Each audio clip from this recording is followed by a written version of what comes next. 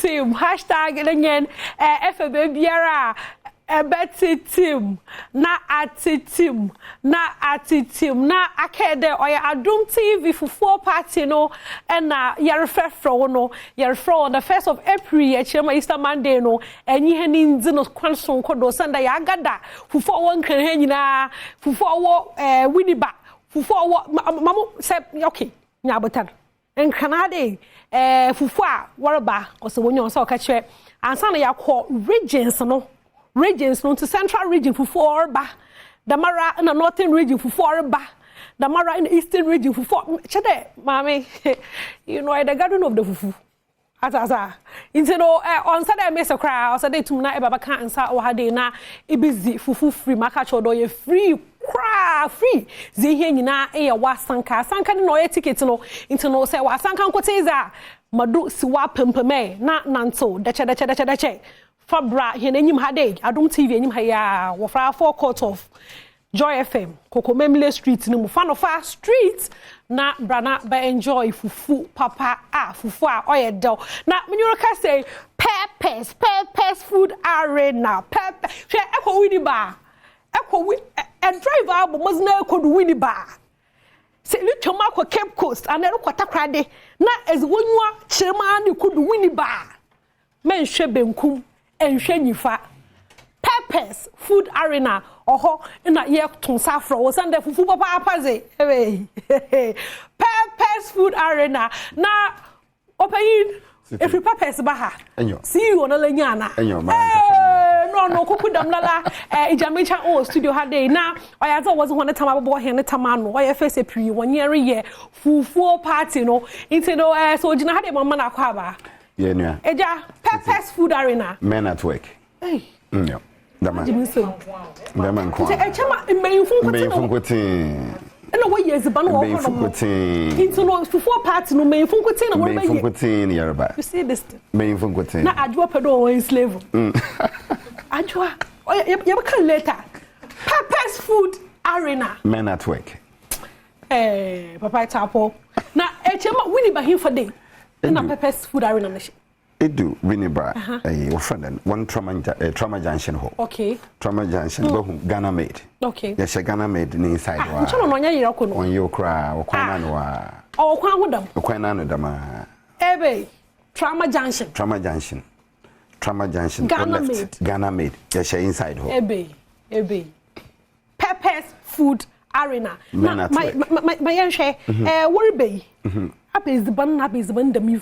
Yim de fufu na ezre baze. But okwan na ya na varieties wo. So my yanhwe honom kakra no. Yeah, remember my bon one or friend and tilapia nkwan.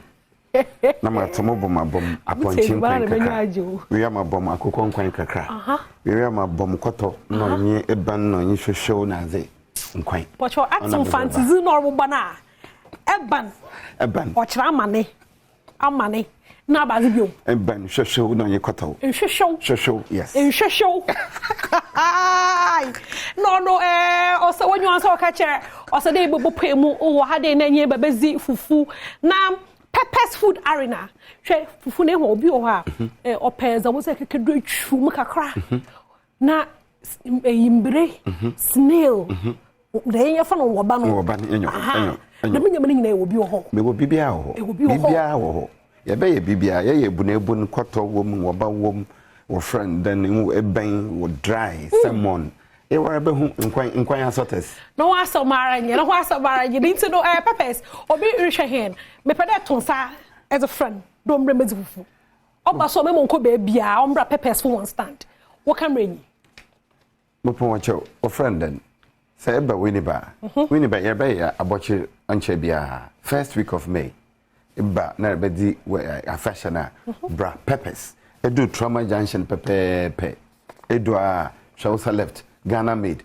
hwehwe Peppers yo ho mbenfun kotin ediben bia fufu bia pe bia e be yamam enkwan bia wo ho enten motun safra won abocherefo won na wo bato mo wo be hwehwe ho e ba na hwehwe ediben papa o ma ayi wo friend den apomudina bra Peppers yembo nkwan adamase be man kwanso ze otapo papa ntino as when you be chirem o peppers na zotin there not sure about around or chirem peppers ho ze onya na wo ho odinanwa chire central region ho bia okay sana wo ho no chirem nkwa no ya fine papa o chirem so me fungote it is why endorse that no peppers okwa na mezizi me na so bele years ban dey but opedo use ba mo hwe kwan bi do na me mezizi wo ho Peppers Food Arena men at work Peppers Food Arena yeah ko fufu tim Adom TV fufu party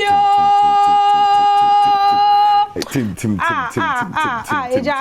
nyame insho ho bebre na e won sem bia pede e kan sana me nya sam bebre me pede on the 1st April obia ye nyina ehye mo Joy FM na yibo car park ho fufu party onye fufu onye April Fool April 1st April fufu into obia ambra na wo ma hwe fufu sonko yada mo ase popocho I'm the panic na basabulo enye pufu bi na yare wa ha enye pufu bi na yare wa ha Peppers Food Arena wo gina honando na ehwe papa mo smoti a na so gina nkwana chi no ole saw no oli nam to da iwe obaya hom ka papa nti no Peppers Food yada hona ase bo hwe wona nyim oye Monday na wa ba serve amanfo amahen free ya ba fu nyami hira hona nti ma ye Peppers fo yansa ye Peppers fu ni biom na yankwohwe ezbana waya wo honum na yembrasisi a